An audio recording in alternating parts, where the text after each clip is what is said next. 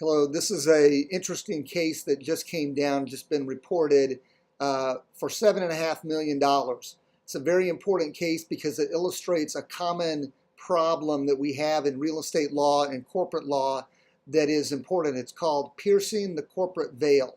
Piercing the corporate veil means that you have a company here that you use to run your business, but if you do certain things incorrectly, if you don't manage the company correctly and various other tests we're going to talk about, the court allows a litigating party to pierce that corporate veil and come in and get the owner personally, right?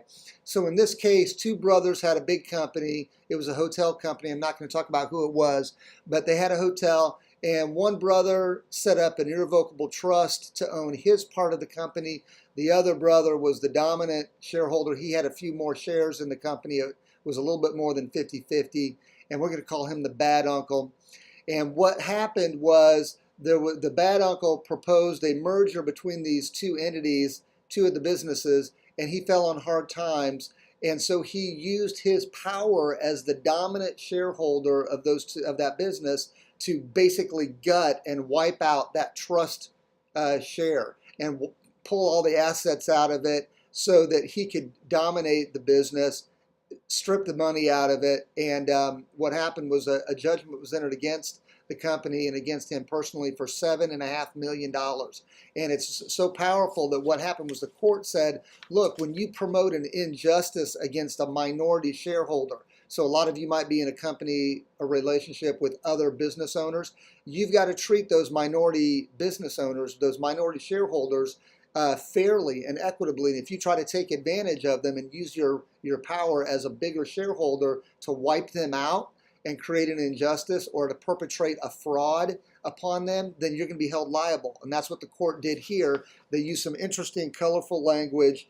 It says the bad uncle exhibited a clear pattern of conduct of fraudulent intent that allows the court to conclude as a matter of law that he manipulated that company to promote an injustice against the trust so that they would pierce the corporate veil.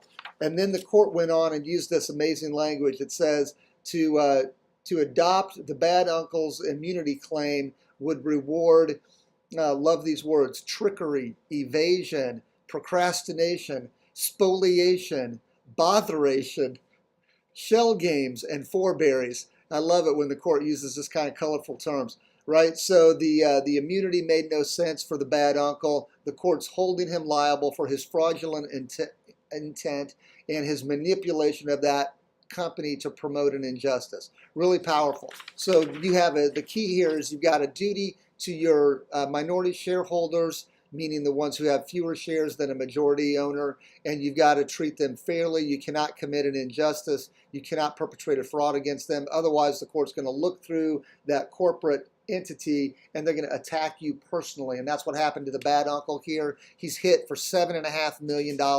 I put the site up there so you can find it, the whole case, read it all if you'd like to, but that's the main point. Piercing the corporate veil, alive and well in Indiana and everywhere else. You got to be careful.